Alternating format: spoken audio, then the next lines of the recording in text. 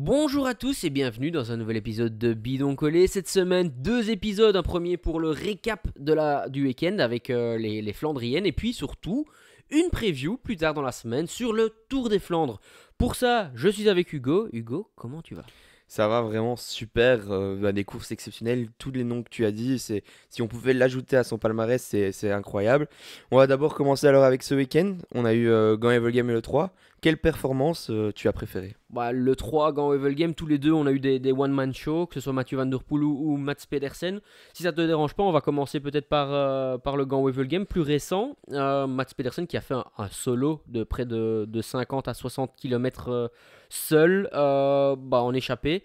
Est-ce que tu le voyais aller au bout quand tu as vu cette anticipation, je veux dire? Quand j'ai vu sortir, j'ai eu l'impression qu'il était vraiment très fort, puis qu'il allait aller au bout. Parce que je me suis dit que ça allait mettre du temps à s'organiser, surtout que Lidl Trek derrière, ils étaient 4 encore pour pouvoir bloquer la course. Mais par contre, à un moment donné, ça s'est un peu organisé dans le peloton. Et il y a eu une longue ligne droite où le vent était vraiment favorable pour lui, mais aussi pour le groupe. Et il y a eu des vitesses folles, je pense. Et ils ont pris 10, 15, 20 secondes d'un coup. Là, je me suis dit, ouh, est-ce qu'il va pas un peu craquer? Et finalement, pas du tout. Il a été vraiment monstrueux. Il a super bien géré son effort. Même lui, je pense, a été étonné d'aller jusqu'au bout. Mais dans cette équipe Lidl Trek, maintenant, c'est pas le seul leader. Donc, j'anticipe un peu ta remarque. Est-ce que c'est pas un peu un problème de science de la course, etc. Je pense qu'ici, justement, il a voulu vraiment être le leader de cette course et pouvoir la remporter de la meilleure des manières, c'est d'attaquer parce que lui, derrière, il y avait un deuxième leader, c'était Jonathan Milan. Il fallait anticiper vraiment à l'avance pour pouvoir être le leader unique de cette équipe. Ouais, en effet, donc ils sont pas mal de leaders dans cette équipe. Jasper Stuyven aussi qui est resté Ouais. là. On a un équipier plus qui est Alex Kirch qui est toujours présent dans les finales. Euh, ouais, pour moi c'était une attaque un peu pas suicidaire, mais c'était un peu. J'ai peur que Jonathan Milan remporte et passe les dernières bosses et j'ai pas envie de rouler pour lui, donc du coup je me lance. Il avait fait ça 2 jours plus tôt à l'E3. Malheureusement, en mano à mano avec Mathieu Van Der Poel, c'était pas fort assez, c'était pas suffisant. Maintenant aussi, je pense qu'un fait de course qui était hyper important, on peut revenir plus tôt dans la course, c'est que il y a eu le passage dans les Mouren en Flandre et souvent c'est avec un vent latéral là-bas, ça a explosé de partout. Et pas mal d'équipes étaient piégées, dont l'équipe Alpecin de Koenig. Et donc, eux ont déjà dû utiliser pas mal de cartouches. On a vu des Jonas Ricard, on a vu des coureurs comme ça qui ont dû tout simplement rouler. Puis on a vu un Jasper Philipsen qui a crevé 2 fois aussi, dont une fois à un moment précis qui était le moment de l'attaque de Mats Pedersen. On a vu un Gianni Vermeer plus de 3 fois changer de roue également. On a Robeguez qui a dû donner son vélo à Jasper Philipsen. Et quand on accumule tout ça, je peux comprendre que l'équipe Alpecin était un peu quitte sur la suite, sur la fin. Pour moi, il y a eu une grosse question aussi, c'est l'équipe Quick-Step, Soudal Quick-Step, qui n'a mis qu'un seul coureur à rouler, Yves Lampaert, et à garder Bert Van Leerberg et Paul Magnier à l'arrière pour en faire un lead-out pour Tim Merlier. Et là, pour moi, c'est deux mecs qui, alors je dis pas qu'ils auraient pu boucher le trou, mais au moins Tim Merlier aurait peut-être pu jouer la gagne. Oui, on a vu pourtant Ineos mettre deux hommes. On a vu d'autres coureurs vraiment rouler et essayer de revenir. Maintenant, ouais, on a vu Timo Kilic qui était vraiment, personnellement, Très moi, il m'a fort. un peu épaté. Ouais. Mais malheureusement, c'était pas assez pour revenir sur Mats Pedersen. Maintenant, il avait les conditions qui étaient favorables avec lui, le vent de dos, mais on le savait dès le départ, ça. Donc, ouais, je pense qu'on a joué vraiment la deuxième place chez Soudal Quickstep. C'est un peu dommage. Maintenant, peut-être chez Israël aussi, il y avait de quoi mettre des hommes. C'est un peu toutes les équipes, hein. On peut pointer du doigt une équipe ou l'autre. Mais Astana aussi. Hein. là où je suis vraiment triste d'une équipe, c'est plutôt pas parce qu'ils ont pas mis des hommes roulés, mais parce qu'ils sont pas à la hauteur, je trouve, en ce moment. C'est Bora. Franchement, Red Bull Bora, enfin, avec l'équipe sur papier qu'ils ont, ils devraient être minimum 5 encore à ce moment-là de la course. Ou si pas 5, c'est qu'il y a un homme qui s'est sacrifié pour l'équipe. Mais là, on n'a pas l'impression que l'équipe est au niveau. Il y a un problème quelque part, en tout cas dans ce pôle classique. C'est que des coureurs de promesses d'avenir, c'est vrai, quand même la plupart. Après, il y a quand même des Tratnik, etc. Mais le Mais il seul n'était pas là. ouais, Tratnik, qui ouais. était par là, mais le seul qui performe, c'est un coureur qui était déjà là avant et qui, à chaque fois, doit avoir un rôle d'équipier quasi quand il y a une course importante, c'est Jordi Meuse. Donc, c'est un Ouais. peu déçu. Ouais, surtout qu'ils ont essayé à un moment donné de mettre la panique dans le peloton. Alors moi j'étais sur place et c'est des images qui, encore une fois, hein, juste une critique, mais les Moorrun ne sont pas rediffusées à la TV et ça me frustre énormément. Et eux en fait ont mis en route au mauvais moment dans les Moorrun et donc du coup ben, on gâché de l'énergie là. Et c'est au moment où ben, ils se sont un peu relevés que les treks ont mis en route et que là la vraie bordure est sortie. On peut aussi mentionner une équipe Visma Lease the Bike qui a été un peu contre-performante, malheureusement, avec la chute de Olaf Koy qui, en plus de ça, se casse la clavicule. Pas de bon augure pour le Giro aussi. Il était prévu pour l'équipe des classiques. Et donc là, c'est quand même un peu un point d'interrogation quand même pour l'équipe Visma Lease the Bike, parce qu'on va y revenir aussi. Même à l'E3, il n'y avait que Jorgensen qui était un peu au-dessus du lot et le reste, c'était un peu moyen. Bah ici, là où on peut leur trouver une excuse, c'est qu'ils n'avaient pas vraiment un cours rapide à la fin que pour pouvoir aller chercher un vrai résultat sur Gand en tout cas. Donc oui, c'est certes sur le 3, on est un peu déçu parce qu'ils sont quand même assez loin et on a l'habitude de les voir au premier plan. Maintenant, à Gand, c'est un peu plus compliqué, je trouve. Mais tu as raison, on a l'habitude de voir Visma Lease the Bike comme top 2 des meilleures équipes au monde. Là, on en est loin depuis le début de saison. Je pense il y a Ça que... dépend sur quelle course, mais Oui, oui. ça dépend sur quelle course, mais d'habitude, c'est sur toutes les courses. Là, on a quelques courses. On a Olaf Koil qui est vraiment encore très performant, mais derrière, on a un Wout van Aert qui est quasiment inexistant. Euh, Jorgensen a été très performant Et il gagne Paris-Nice. sur les courses à étapes, mais il n'est pas encore au niveau de l'année dernière sur les courses de classique. Donc, c'est un peu la porte. Est-ce que la porte a déjà fait une course depuis le début de Non, saison? non, mais Non, mais il est malade, ouais. oui, je sais bien, mais on le voit pas non plus. Donc, Van Barle, c'est pareil, c'est que des noms qu'on a l'habitude de voir dans le peloton. Là, malheureusement, on ne les voit pas. Donc, c'est deux équipes, Visma et Red Bull Bora, où je trouve qu'il y a un goût de trop peu Non, et je il y a une comprends. remise en question à se faire. Au contraire d'un Lizol Trek qui est fait deuxième, certes, À l'E3. de, vraiment d'une manière discutable à l'E3 et qui va gagner Grand Evil Game et faire troisième. Parce que Ouais, c'est quand même important d'avoir deux hommes sur le podium d'une course comme ça. ouais, au niveau des points C'est quand même UCI, pas encore une fois. à négliger. Ouais, c'est sûr. Au niveau des points UCI, bah, Astana qui fait encore une cinquième ou sixième place avec Ballerini. Je pense que c'est cinquième. Cinquième, Mike Tennyson qui fait onzième aussi. Encore des Sixième place. gros points de l'équipe Astana. Hugo Hofstetter aussi qui fait une belle place. Il disait d'ailleurs à l'interview que c'était le plus beau résultat qu'il a fait jusqu'à présent dans une grosse course. On a aussi quels autres coureurs, bah, l'air de rien, Christophe encore, éternel coureur qui est là. Et encore une fois, l'équipe UNOX a pris ses responsabilités en roulant derrière Mats Pedersen. Ils n'ont pas roulé pour jouer deuxième, ils ont roulé vraiment pour essayer d'avoir une chance de gagner. Petite mention à Soren Warrenskolt qui malheureusement était pris dans la bordure derrière avec Arnaud Delis. Et Ouais. en parlant de l'équipe Lotto Soudal, Lotto, pardon, excuse-moi, il y a un coureur que je voulais vraiment mettre en avant, c'est Arjen Levens. Arjen Levens, qui est le dernier coureur avec Mats Pedersen. C'est une croquette de 60 kilos. Et le mec, il est là dans les Flandriennes. C'est un as pour se placer. Et il a vraiment une carrière particulière hein, parce qu'il il y a encore 3-4 ans, il était en club. Il a 30 ans maintenant. Il est passé de pro tard grâce à Bingol, Ouais. Wallonie-Bruxelles. Et puis maintenant, là, il surperforme. Ça fait vraiment plaisir de le voir. Ben, on a eu Oscar qui est venu ici sur notre plateau qui avait dit peut-être le seul coureur derrière à Arnaud, enfin qui a eu chez Bingol qui pouvait faire top 30 aller à un Tour des Flandres Chez Lotto. non, chez Bingol. Le dernier Ah coureur ouais, qui a eu ouais, ces ouais. dernières années chez Bingol, c'était, enfin maintenant c'est Wagner Bazin, qui a eu chez Wagner Bazin, qui pouvait faire top 30 au Tour des Flandres, Arjen c'était lui. Levens, ouais. Et je pense qu'il a raison. On a vu qu'il a eu enfin, en tout cas, il était en forme à mort. Il m'a vraiment épaté et je trouve qu'il a eu un super sens de la course de suivre cette attaque-là à ce moment-là. Donc, franchement, chapeau. Mais il y a un autre coureur qui performe très bien chez Lotto parce que c'était sa reprise il y a pas longtemps vu qu'il avait fait les cyclocross. C'est Berkmus et il fait huitième. Donc, Ouais. c'est un coureur qui peut encore être là aussi pour le Tour des Flandres. On sait qu'Arnaud Delis n'est plus là. Maintenant, il faut trouver des solutions et ça en est une. Ouais, c'est sûr. En tout cas, c'était une course très très impressionnante, hein, qui a été encore une fois du début jusqu'à la fin à 100%. Molano qui a pas su passer alors qu'il avait gagné mercredi à La Panne, et donc du coup bah, l'équipe UAE qui était encore représentée dans le final bah, n'a pas roulé, ce qui est compréhensible, hein, ils n'avaient pas vraiment quelqu'un pour sprinter.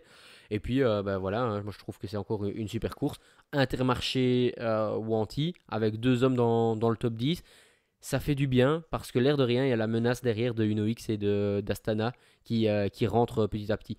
Qu'est-ce que, est-ce que tu te penses que Lorenz Rex et Binyam Girmay peuvent bah, chatouiller, peut-être que ce soit à travers la Flandre, mais ce sera sûrement trop tard puisque la vidéo va sûrement sortir mercredi, à travers la Flandre ou Tour des Flandres, pourquoi pas Paris-Roubaix. Ces deux cours-là peuvent faire un résultat. Plus sur Paris-Roubaix que sur le Tour des Flandres, parce que ça me semble vraiment trop dur. Et puis, on n'est peut-être pas d'accord sur l'état de forme de Girmay, mais moi je me pose encore quelques questions, parce que sur le sprint final qui a eu un grand Evel Game, ben, il est emmené par Rex. Et en plus, il fait que 2 places devant lui, alors que, enfin, je trouve qu'il a été emmené. Rex, ça faisait déjà un petit temps qu'il lançait son sprint, et il n'a pas su avoir le coup de rein de quelqu'un qui est encore. C'est même pas le sprinter, mais c'est celui qui a la fraîcheur de fin de course. Je trouve qu'il n'a pas eu que Hugo Stetter a eu parfaitement à la fin de la course, et c'est pourquoi moi j'ai trouvé impressionnant sur cette course-là, et franchement chapeau, parce que j'ai pas pu le dire, mais le mentionner, tu l'as fait toi, mais chapeau à ce cours qui est en forme depuis avant même le Grand Prix Samin. Ouais. Bah, pour revenir sur l'équipe, sur Girmay, Ouais. moi je suis plus nuancé que toi. Je le trouve très fort dans les ascensions, justement.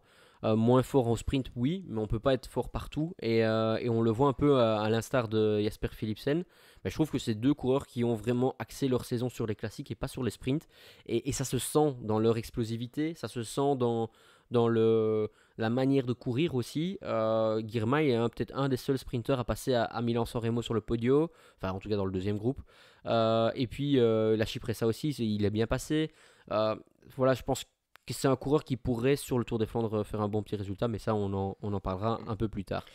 Juste petite mention pour même, parce que, enfin, mention, petite histoire, Tim Merlier est monté sur le podium, et c'était, il a fait une référence sur les réseaux sociaux au grand-père de son fils, qui est Frank Vandenbroek, qui était déjà monté, qui avait déjà remporté la course, et donc il voulait juste le dire, et je trouve que c'était quand même une petite histoire à raconter. Ouais, t'as raison. Euh, Jasper Philipsen, 44e, après avoir fait travailler toute son équipe toute la journée, ben, malheureusement c'est un peu décevant. Mais non, voilà, je pense qu'il y a d'autres objectifs pour l'équipe Alpecin qui a déjà très très bien commencé, voire réussi sa saison. Et j'ai encore une mention, c'est Marco alors, parce Ouais, que franchement, je n'ai vu que lui, moi, j'ai l'impression, sur cette course-ci. ouais, t'as tout à fait raison. Est-ce que t'as encore quelque chose que tu veux rajouter sur la course? Non, je pense que c'était déjà pas mal. Juste, allez, une question que je me pose, c'est sur l'état de forme de Tim Wellens.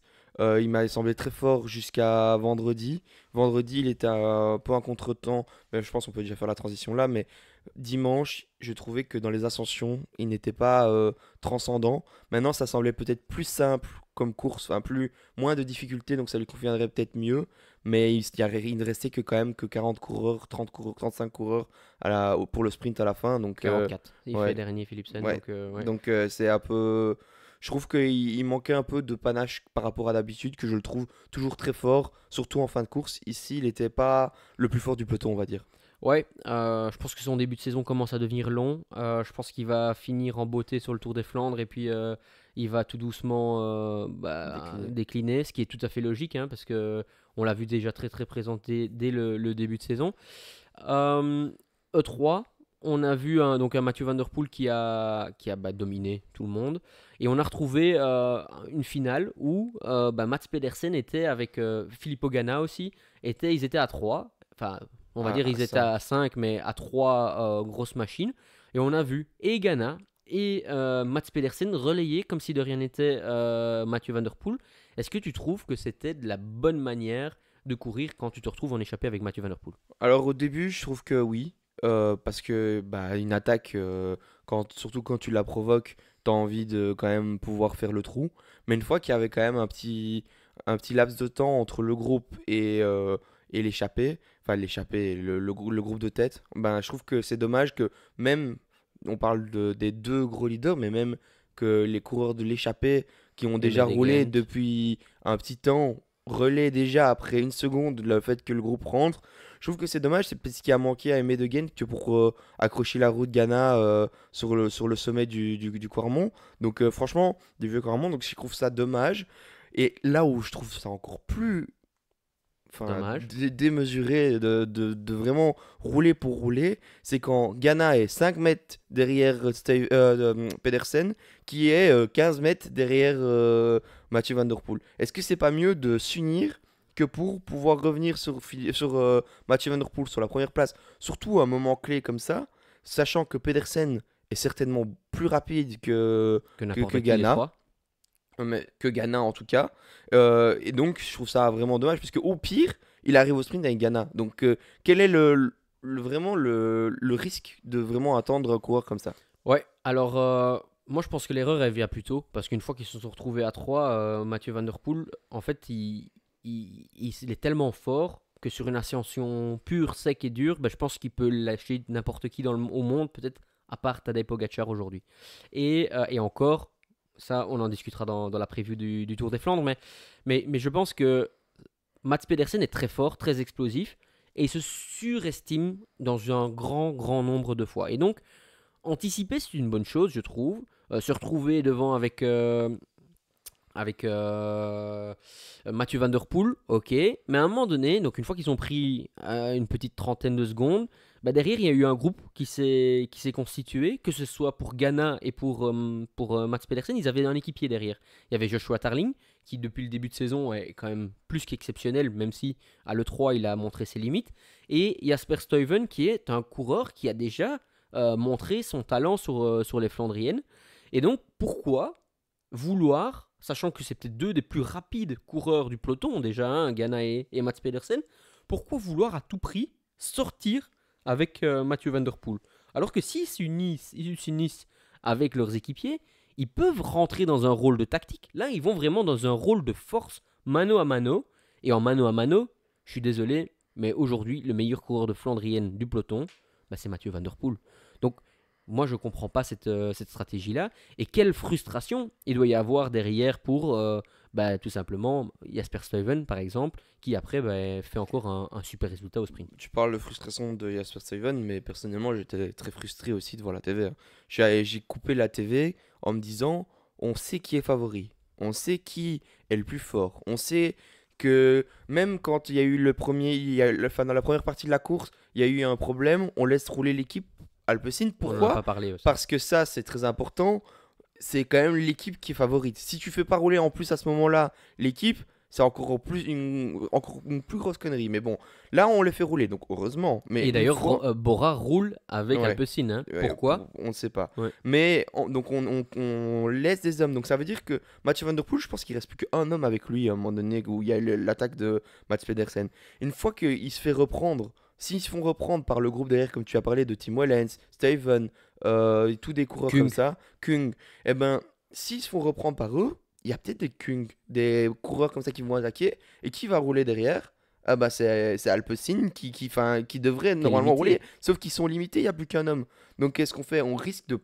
Je préfère risquer de perdre une course parce que Kung attaque et qu'on peut peut-être contrôler un Kung qui est en attaque, qu'un Mathieu Van Der Poel qui va faire le ménage dans le vieux Quarmont, et qu'au final tu te retrouveras en poursuite face à un coureur que tu ne peux pas aller chercher. Donc je trouve ça vraiment dommage. Et comme tu le dis, en plus, moi j'en suis persuadé que Steven, à l'heure actuelle, il est peut-être le 3 ou quatrième homme le plus en forme du peloton, parce qu'il est tout le temps contre-temps derrière, mais il est tout le temps là où il faut, quoi. Ouais, ouais, c'est sûr. Et alors, je sens ta frustration parce qu'en plus, on en avait parlé dans la vidéo précédente je sais plus c'était sur celle de Pogacar ou celle du débrief, mais encore une fois, Mats Pedersen, il fait exactement ce qu'on avait dit qu'il faut pas faire. Et tu es d'accord avec moi Ouais. on avait Ouais, ouais, non, discuté. certain. Et en fait, je pense, parce que j'en ai parlé avec quelques coureurs autres par message, mais en fait, c'est facile à savoir. C'est comme ici, il va sortir moi je suis presque persuadé qu'à 100 km du Tour des Flandres, on en parlera dans la preview, mais il va sortir au Molenberg. Parce que il est sûr de lui, il a cette confiance, je vais dire, qui lui a déjà fait gagner des courses comme Gand-Wevelgem 2 fois. Mais en plus de ça, il a fait perdre Ah, beaucoup de courses. après, devant lui, il y a un fantastique, hein, parce que franchement, quand tu regardes, il est juste derrière Mathieu Van Der Poel. Enfin, il finit à 1 minute de Mathieu Van Der Poel à l'E3. Mais à Gand-Wevelgem, il met 1 minute 30 au peloton. Donc on se rend pas compte la Ouais, différence il est de fort, hein. niveau qu'un Mathieu Van Der Poel a par rapport au peloton, entre guillemets, pas lambda, mais le peloton moyen. Donc franchement, je pense que c'est peut-être un excès de confiance, certes, mais je pense que s'il n'y a pas un Mathieu Van Der Poel, il va chercher le 3 aussi. Il va Oui. chercher le Gand-Wevelgem. Donc je Mais sur pense la que liste de départ, t'as Mathieu Van Der Poel. voilà, c'est ça le problème. Le problème, c'est que quand on arrive au final, on est tous frustrés parce que on ne se rend pas compte qu'un Mathieu Van Der Poel, on peut aller le chercher si on l'élimine son équipe, si on joue de tactique. Je suis persuadé qu'en tout cas, sur des courses un peu plus faciles que le Tour des Flandres, c'est possible. Maintenant, le Tour des Flandres, ça reste le Tour des Flandres. On en reparlera, comme tu as dit, dans la vidéo pour la deuxième vidéo de la semaine. Mais je trouve qu'il y a quelque chose à faire. Il y a quelque chose à... On peut Ouais. empêcher ça. Surtout que Alpecin, sur 2 courses, a été 2 fois piégé dès le début de course. Parce qu'ils sont piégés. Ok, c'est une chute de la moitié de l'équipe Quickstep, c'est dommage. Et je suis vraiment navré pour eux. Je suis navré que ça a désorganisé le peloton. Mais encore une fois, Tu fais de course. Alpecin et Mathieu Van Der Poel et Wout van Aert par l'occasion qu'on va aussi Ouais. un peu le cas, on va un peu discuter son cas aussi, mais ils sont dans la deuxième partie du peloton. Lors des Mouren à Gand-Wevelgem, Philipsen est piégé aussi. Et donc, quand on regarde, ces 2 fois, l'équipe Alpecin, une chance qu'elle est très très forte. Hein, parce que sinon, je sais pas comment ils font. Maintenant, pour revenir sur Wout van Wout Aert. van Aert, quel est ton ressenti sur son retour? Moi, je suis déçu, déjà, premièrement. Mais je pense que c'est pas... En fait, je pense que c'est pas vraiment réellement sa forme, le problème. Je pense qu'il se cherche dans sa tête réellement, c'est psychologique. J'ai un peu l'impression qu'il est pas tétanisé, mais qu'il est pris de peur à beaucoup trop de moments où il ne le faut pas. J'ai vu un moment où qui me rappelait sa chute à travers la Flandre l'année dernière, où il y a le peloton qui commence à rouler, à prendre de la vitesse sur une grande route comme ça en descendant, Sur la même et grande route, sur hein, la même d'ailleurs. grande route, ouais, je pense bien. Et je vois qu'il y a des mouvements dans le peloton et qu'il est vraiment en train de perdre des places de plus en plus, alors que si on se rappelle d'un Wout van Aert d'il y a 2 ans, 3 ans, c'est plutôt le coureur qui remontait à ce moment-là, juste avant de tourner et de prendre un mont ou même un virage ou un secteur pavé. Donc on est vraiment plus du tout dans la même optique. Et là où je trouve ça dommage, c'est qu'on garde la même approche des courses. Et personnellement, moi, je trouve qu'on doit un peu innover pour des nouveaux problèmes, des nouvelles solutions. Et donc, faire une pause comme ça d'un stage, ne pas courir, je trouve qu'il devrait aller justement se rassurer sur des courses peut-être un peu plus basses, un peu plus dures, je sais pas, hein, mais que lui aille à des moments où il y a des pelotons un peu plus réduits, des moments où les coureurs, ça bouge un peu plus. Et ne pas commencer directement sur des courses comme le 3 ou même la dernière course qu'il a fait, c'était le Lot Newsblatt Et et Kuurne. Algarve, ouais. Donc il y a eu l'Algarve, mais il y a eu Et déjà encore, c'était à eu... Algarve de très haut niveau, encore une Oui, fois. voilà, c'est ça. Et puis je trouve que faire une course de 1 semaine avant ton début de saison, alors que tu as eu des problèmes de santé, des chutes, des graves chutes comme ça, et tu as recommencé au cyclocross, tu sais que ta forme est là, mais t'arrives pas dans le peloton, c'est qu'il y a un problème psychologique derrière. Je suis persuadé que s'il fait quelques petites... Même après, enfin on parle des classiques, mais s'il fait le Tour de France cette année et qui après le Tour de France, je suis sûr que ce sera déjà... Il y aura un petit cap de passer dans sa tête que plutôt qu'avant où jusqu'à un tour de 3 semaines, tu reprends les automatismes, tu réapprends en fait à ne plus avoir peur en peloton. À la limite, la meilleure chose qui peut lui arriver, c'est de faire le Giro cette année, quoi. Ouais, non, mais je te rejoins tout à fait. En fait, quand on est flandrien, c'est un placement de sprint massif à chaque mont, à chaque côte. Mais c'est Et, inné. et oui, c'est inné, mais il l'a plus parce qu'on l'a vu même au cyclocross. Au cyclocross, au départ à Liévin, par exemple, il se retrouve dans des positions, encore une fois, qu'il ne devrait pas avoir parce que des fois, il est peut-être pas aussi franc qu'il ne l'était avant.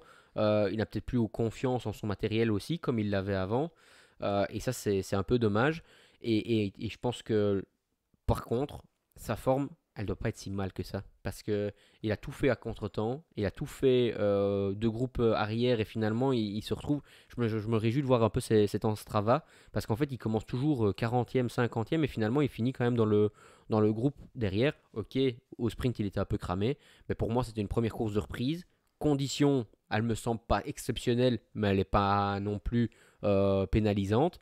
Par contre, si dans le Molenberg, dans le Vieux Quarmont et dans le Paterberg, il n'est pas placé, je ne sais pas comment il va faire, parce qu'il ne saura jamais boucher une minute sur Mais un Mathieu Van Der Poel ou un Tadej Pogacar. et puis c'est même pas sur ce moment-là précis, mais c'est à chaque fois prendre une cassure, deux cassures, une cassure, deux cassures, Ouais, c'est ça. remonter d'un groupe à l'autre, revenir, une relance, tu dois remonter tout un peloton à chaque fois dans le vent, utiliser tes équipiers. Et à la longue, c'est épuisant même que ce soit physiquement, mentalement. Il peut pas prendre les bidons comme il veut parce qu'il a un bloc pour revenir. Je pense que c'est vraiment beaucoup de choses qui font que quand t'as pas la tête sur les épaules, tu peux pas suivre Ouais, physiquement, je alors vois. que je suis persuadé, comme tu le dis, au niveau de ces tests, 5 minutes, 10 minutes, 15 minutes, 1 heure et tout ça, il doit être en forme à 200%. Ouais.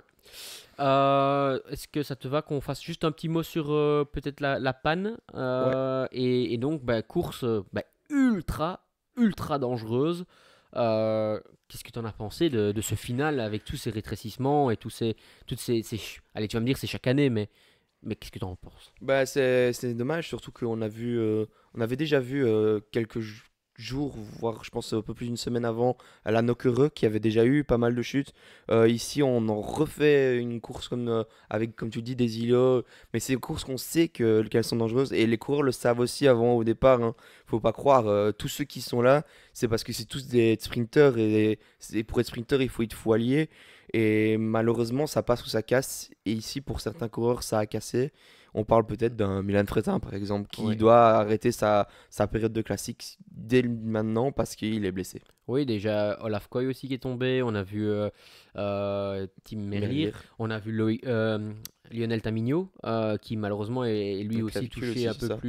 un peu plus, mais une fracture, mais je ne sais plus trop de quoi, qui est aussi plus touché un peu plus sérieusement. Bah, c'est malheureux parce que sur une course, bah, on peut perdre tous les bienfaits de la saison. Après, un sprint en petit comité remporté par Molano, c'était quand même une surprise ça.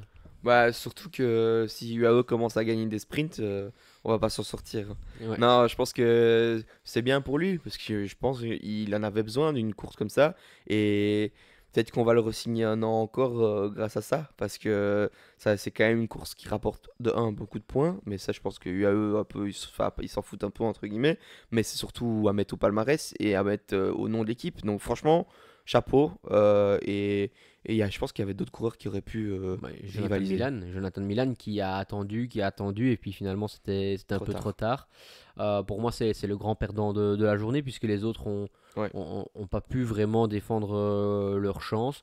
Voilà, je pense que c'est un peu ce qu'on peut dire de ces courses-là. Peut-être tu veux peut-être rajouter quelque chose, Bah, ou alors parler du Tour de Catalogne, ouais, je pense qu'on peut parler du Tour de Catalogne. Ça me va. remporté par Primoz Roglic.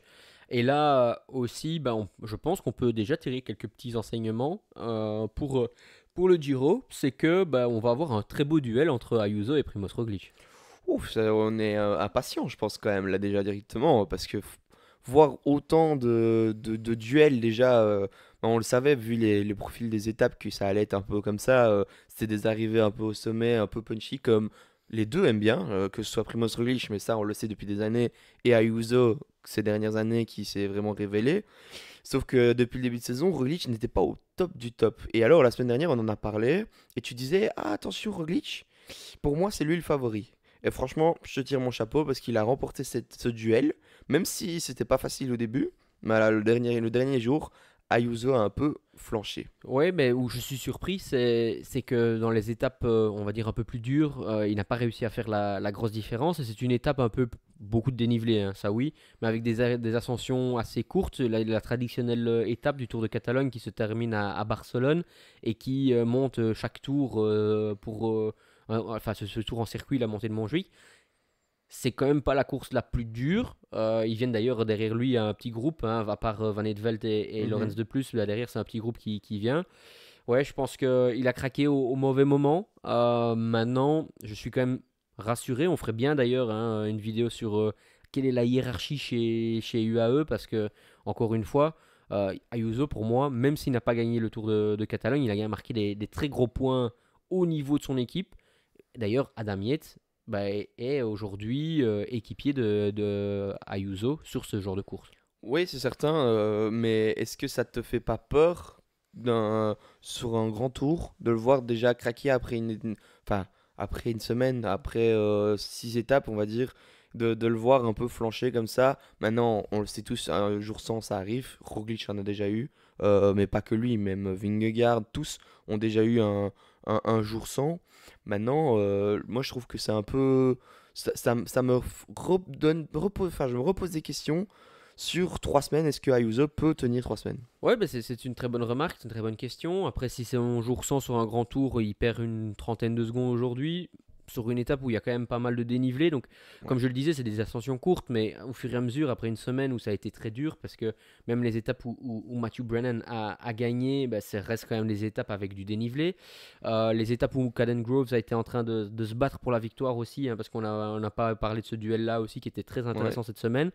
Bah, l'air de rien, je pense que c'est pas si grave. C'est aussi, on est encore un peu loin. On est plus d'un mois avant le Giro. Je pense qu'ils peuvent bien se reposer, bien continuer à se préparer.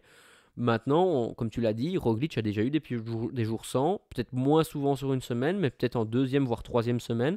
Donc on va voir. Je trouve que c'est un duel qui est intéressant. Il me semble tous les deux très forts, mais je ne serais pas à l'abri d'une surprise quand même sur un Tour d'Italie, puisque bah, les semaines s'enchaînent. Certains ont vraiment visé juste, et je me réjouis de voir ça en tout cas. Ouais, et puis on a vu d'autres coureurs qui ont quand même performé sur ce tour-là. Tu as parlé de Van Velt de plus, c'est deux Belges. Il y a Le Serre aussi qui était pas loin Ouais, au derrière. niveau des Belges, ouais, c'est Mais sûr. Ouais. un coureur aussi qu'on est content de revoir performer, c'est Bernal. Ouais, encore une fois, quelle force de caractère. Encore une fois, il revient d'un début de saison qui était vraiment au-dessus du lot. Et puis, bah, encore une fois, une fracture de la clavicule. Il revient. Et encore une fois, à force de courage, il est prêt à 100% quand il revient. Lui aussi était très ambitieux. Il visait le podium. Bon, il est un peu loin du podium, mais malgré tout, c'est quand même très chouette de le voir à ce niveau-là. Un concurrent qu'on pourrait voir sur le Giro aussi, c'est Mikel Landa. Et Mikel Landa qui a quand même bien roulé cette semaine. Et lui, par contre, bah, je pense qu'il n'aura pas de jour sans comme les deux autres coureurs devant. Maintenant, peut-être qu'il y a un peu trop de chrono sur le Giro pour le voir. Ouais, c'est ça. En fait, je pense que c'est vraiment le problème. Et sur le Giro, en fait, les deux concurrents qui sortent vraiment du lot, c'est de un, parce qu'ils sont très forts et qu'ils sont très en forme, c'est Ayuso et Roglic. Mais sur les chronos, il y a derrière, il y a quand même peu de personnes qui peuvent aller les chercher. Je pense que pour limiter la casse, il y en a un ou deux qui peuvent sortir du lot. Je suppose que Tiberi, Ouais. il sera là et qui pourra aller rester au contact, on va dire. Mais en montagne, ça reste quand même encore. Enfin, on se pose encore des questions. Donc, franchement, c'est quand même les deux qui ressortent de Ouais. plus en plus ces favoris avant tour en tout cas, c'est les deux qui reviennent. Maintenant, on sait toujours et tous qu'il y a Geraint Thomas qui peut être là, enfin, qui sont tous avant un Giro, on a toujours des favoris et c'est pas toujours dans le top 10, on a toujours des surprises. Ouais, c'est sûr. Aussi mention bah, à Matthew Brennan qui a gagné, on en a déjà parlé, mais c'est quand même une révélation. On a eu la chance de l'interviewer quand il était au circuit de Wallonie. Il était encore dans l'équipe d'Evo et il faisait déjà podium chez les pros. Faut pas oublier, il a 19 ans, ce garçon. Vraiment encore une super pioche de l'équipe Visma Question, Leadback. Ouais. il a un grand tour de prévu. J'ai pas vu de grand tour. Donc, est-ce que Olaf Koy, blessure, la clavicule, retard de préparation, devoir peut-être arrêter X jours, est-ce que on ne remet pas en cause sa participation? Oui, et moi j'ai encore, peut-être, pourquoi pas, vu le niveau qu'il a, mais moi j'ai même une autre question, et on l'a vu abandonner avant le week-end au Tour de Catalogne. Est-ce que tu le vois à Dwarsburg-Vlaanderen Ouais. ou Tour des Flandres? Tour des Flandres, je sais pas encore, mais je le vois à travers la Flandre. Parce que je reste persuadé qu'un coureur en forme comme ça, tu ne le fais pas quitter avant le dernier jour pour quelque chose d'aussi banal, entre guillemets. Donc moi je pense qu'il va y être là, et il va être performant. Ouais. On peut aussi mentionner quand même encore un super tour de Axel Laurence, Lenny Martinez aussi qui a fait quelques beaux résultats. Queen Simons, Queen j'aimerais bien Simons, parce qu'il y a ouais. une étape, on n'a pas parlé de ça, mais il y a une étape qui a été raccourcie, je pense, à 20 km, 25 Ah, km. ça j'ai pas vu. Et donc, ils ont fait que 25 km d'étape parce qu'il y a eu des problèmes avec des vents violents, etc. Et Queen Simons gagne cette étape-là Ah, de bah, ça, 25 km. ça fait plaisir parce que lui aussi, en parlant de blessés, il revient de très très loin. Et il a un C'était flow. Quand je dis l'interview avec sa barbe, ses cheveux, enfin sa casquette, on voit. Enfin, moi je suis fan. Je suis désolé, je suis fan, mais c'est mon petit côté fanbase qui parle. Mais franchement, je trouvais ça trop hilarant. Ah, mais tant mieux. On va parler maintenant peut-être des femmes. Ou tu veux peut-être Allons-y. encore parler. Attends, il y a peut-être encore une course. C'était la Route Orangelle ce week-end, gagnée par Birka devant Brian Cocard. Petite course qui se trouve autour de Tours avec des petites montées, mais voilà, rien de particulier là-dessus à mentionner. Parlons des femmes et parlons peut-être de Gant Wevelgem. Allons-y. Moi là, je vais être. D'habitude, je suis très enjoué pour les femmes parce que je trouve qu'il y a des courses très intéressantes, etc. Autant ici, je trouve qu'il y a eu un peu un manque d'audace chez les femmes. Et je trouve qu'il y a eu trop. Enfin, ils ont été trop attentistes. On sait qu'il y a un leader, c'est toujours le même depuis 3 semaines, qui est là et qui gagne toutes les courses au sprint. Faut à un moment donné qu'on essaye de trouver un moyen de les désorganiser en tout cas. Ouais, aujourd'hui, toutes les équipes doivent choisir un peu leur poison. Est-ce qu'elles veulent choisir le côté offensif et se retrouver avec Lotto Kopecky, ou est-ce qu'elles veulent choisir le côté sprint et Lorena Wiebes, cette équipe à SD Works qui domine pour l'instant ce début de saison au niveau des grosses courses. Je me réjouis de voir quand même la venue, le retour de Demi Vollering aussi dans les courses parce que on a vu quand même une Elise Chabet qui était la seule à pouvoir, enfin une des seules à pouvoir passer avec Lotto Kopecky le Mont Kemmel. Si elle se retrouve à deux dans un final, ça pourrait être vraiment très très intéressant. On a vu que le sprint, un lead-out de Lotto Kopecky qui était plus que monstrueux, presque 1 kilomètre de lead-out. C'est d'un autre niveau. Après, Lorena Wiebes ne pouvait pas perdre avec ça. Et puis, on a vu une équipe Trek, on a vu UAE aussi essayer, mais c'est quand même avec des attaques qui n'étaient pas aussi percutantes. Et surtout, une fois qu'elles étaient sorties, les coureuses n'avaient pas cette intention de collaborer avec le groupe de devant. Et encore une fois, choisir son poison, elle préfère venir au sprint. Voilà, le tout bénéfice pour Lorena Wiebes qui, encore une fois, domine Balsamo. Moi, ce que je trouve ça exagéré, c'est qu'après une course comme Gant Evelgame, qui est peut-être l'une des plus grosses courses du calendrier, on se retrouve avec 130 coureurs, enfin 120 peut-être au sprint. Je trouve ça, enfin, non, c'est pas vrai parce que le sprint, ils étaient moins parce qu'il y a eu des lâchés dans les 3 ou 4 derniers kilomètres, mais à 5 km de l'arrivée, on a encore autant de coureurs, autant de coureuses. Je trouve ça vraiment dommage. Maintenant, après, peut-être je suis un peu mon aigri peut-être, mais je trouve que personnellement, je préfère quand il y a du dynamisme et des attaques. Maintenant, certes, c'est pas tout retransmis, mais j'aurais préféré voir ça dans le final en tout cas. Ouais, ouais, c'est sûr. Maintenant, encore une fois, quand tu as une équipe SD Works qui est si Ouais. dominante, c'est très compliqué de les lâcher. Et alors, on voit, encore une fois, une Lorena Wiebes Mais au-dessus qui passe les 100 victoires chez les professionnels déjà. c'est exceptionnel, c'est fou. Mais moi, j'allais revenir sur leur sprint. Ils étaient placés très tôt, à plus de 10 km de l'arrivée devant. Ils ont roulé en film. À un moment donné, ils se sont fait déborder. Et pas de panique. Un Lotto Kopecky qui est dans les 70 derniers. Enfin, il y a 70 coureuses devant elle. Et elle remonte Wibus déjà premièrement. Et en plus, comme tu l'as dit, le lead-out. Je trouve ça. En fait, c'est deux efforts. Et en plus de ça, elle fait un lead-out de. Je pense que c'est 800 mètres exactement. C'est quand même exceptionnel. Et franchement, c'est même pas un lead-out que tu te dis. Tu sais, 800 mètres et que tu ralentis. Elle repasse devant une coureuse qui passait devant elle à la toute fin et avant de se Ouais. relever. Franchement, exceptionnel. Bravo, bravo à elle en tout cas. Et ça fait plaisir de voir que le résultat de l'Auto-Kopecky est pour, enfin, le résultat est bon pour elle, quoi. Ouais, c'est sûr, bah, elle disait que quand tu as une sprinteuse qui est sûre à 100% de gagner, bah, ça te donne des ailes pour te dépasser pour elle. Et elle est sûre que Lorena Wiebes un jour rendra l'appareil. Lorena Wiebes qui gagne, encore une fois, on va pas faire du très original, qui gagne aussi à la panne, avec un sprint aussi, encore une fois, plus qu'impressionnant.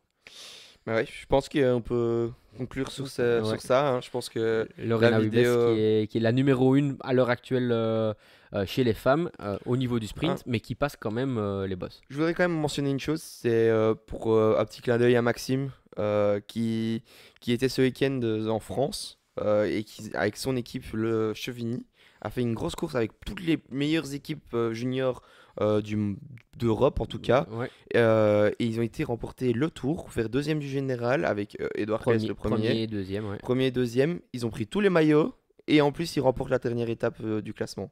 Donc franchement chapeau à eux et Ouais, masterclass. ouais, super. Félicitations Max. Merci à tous. Donnez-vous nous un peu votre feedback. Est-ce que les courses ont été intéressantes? Est-ce que vous trouvez que Mats Pedersen court juste? Ça c'est peut-être le grand débat de la semaine. Et nous on vous attend dans la prochaine vidéo pour regarder le Tour des Flandres. Merci beaucoup. Ciao, ciao. Ciao.